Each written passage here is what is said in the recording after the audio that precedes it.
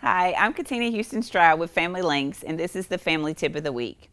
I recently read a statistic that stated that only about a quarter of New Year's resolutions are kept. Why do so few resolutions change into a habit? What are the obstacles? Whenever you're trying to change a behavior, a common trap is to fall into an all or nothing mindset. This is the thinking that goes, well, I already failed one test, there goes the rest of the semester, or my child was doing really well learning to speak respectfully, but tonight he lost it. I'm a failure as a parent. So, what are the ways that you can combat this type of thinking and move forward in a positive direction when you encounter a setback? Number one, use short term incentives to stay motivated.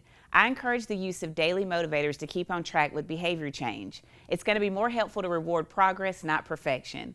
For example, if your ultimate goal is to have your son do his homework every day without asking him to complete it, reward him for each day he does his homework without reminders instead of waiting to recognize him at the end of the semester.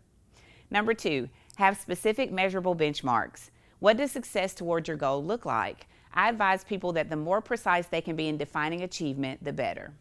Number three, try positive self-talk. This is a big one. A big part of the all or nothing thinking is defining yourself as not good enough or even a failure if you don't achieve your goal that day or that week. Remember, you can always try again with a fresh start.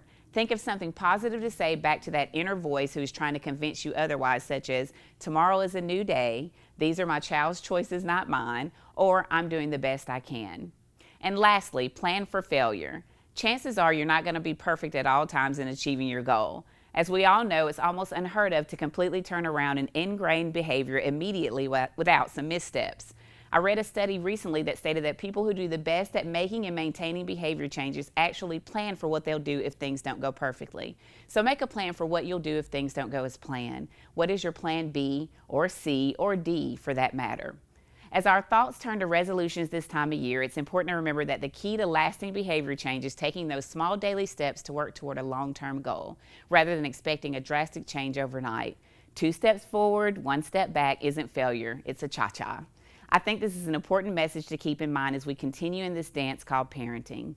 For more tips, please contact Family Links at 256-820-5911 and have a happy new year.